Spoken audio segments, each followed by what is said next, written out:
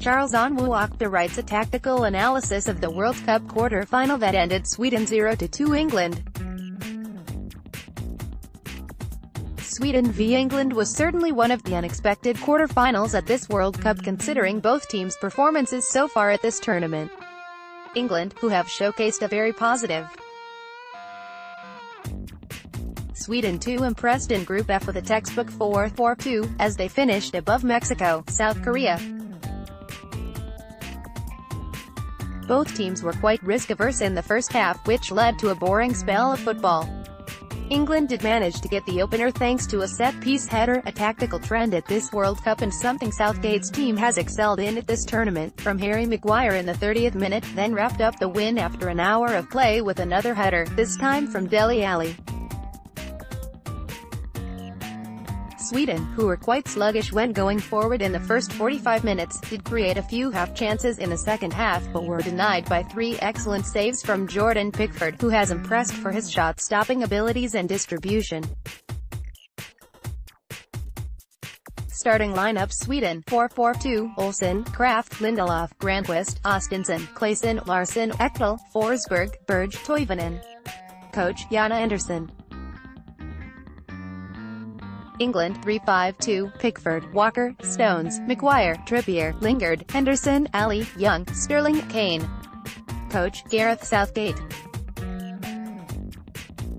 England's positional play over the past 2 years, Gareth Southgate has set up a tactical evolution for the Three Lions in line with the principles of the England DNA, a federal coaching program set up by the FA in 2015.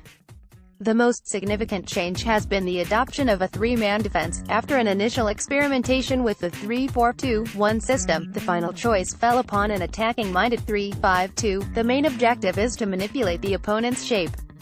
With the ball, England adopt a patient approach and build up and seek to play the ball in the final third, where the central overloads between the lines allow them to play quick combinations in tight spaces. The back 3, Kyle Walker, John Stones,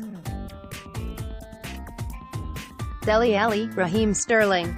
Harry Kane stretches the opponent's defensive line, but is all-round forward who can also drop deep or move towards wide areas. England's tactical flexibility means that positions are interchangeable and there is a lot of movement from the advanced players.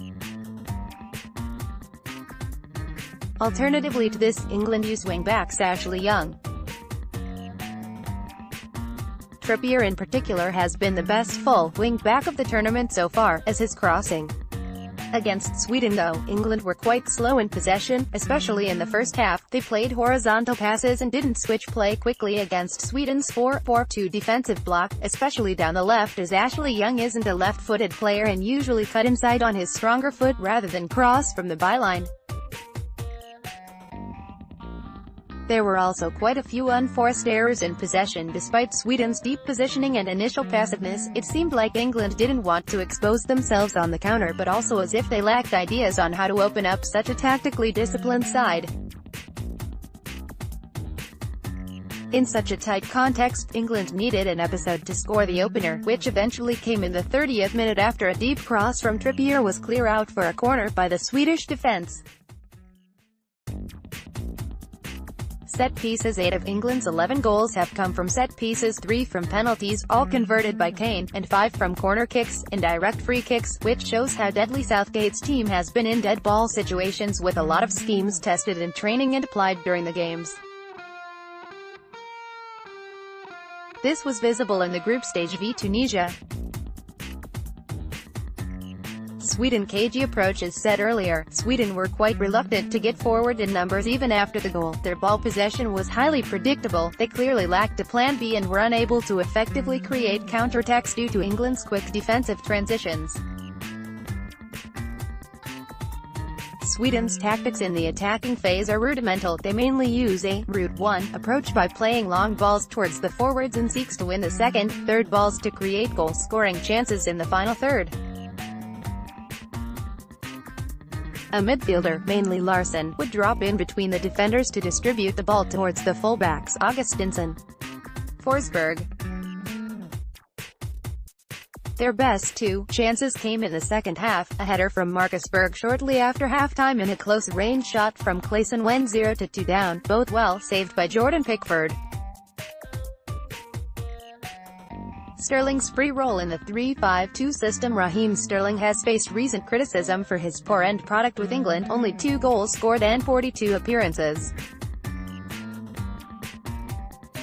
In his defense though, it must be said that he is key to Southgate's system and style of play. He drops off towards the defenders to receive the ball. He has the ability. Conclusion: despite not playing at a high tempo like in the group stage, England controlled the game well and got their first clean sheet in this tournament. The second goal came after a well-worked situation in open play. Kieran Trippier's pass gave Jesse Lingard the chance to clip the ball over from the right half space. Dele Alli was at the far post to head the ball in with a clever movement. Overall, it was a deserved win as England generated sufficient chances to edge Sweden in this match. England have now reached their first World Cup semi-final in 28 years. The team is young and plays an ambitious possession-based football, but needs to create more and finish better in open play situations. Nevertheless, Southgate deserves praise for the organisation and togetherness displayed by the team, whose core players, mainly from Manchester City. The Three Lions are finally developing a clear football identity and noticeably benefiting from the tactical evolution of the Premier League, with the arrival of foreign managers in various football cultures. Sweden, on the other hand, could have done better in this game, but exit the tournament with their heads up high. Their run over the past 2 years has been very impressive, with wins over the likes of France, the Netherlands, Italy.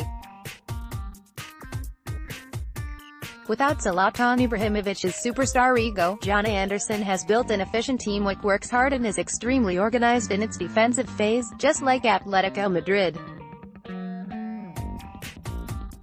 Read all our tactical analyses here.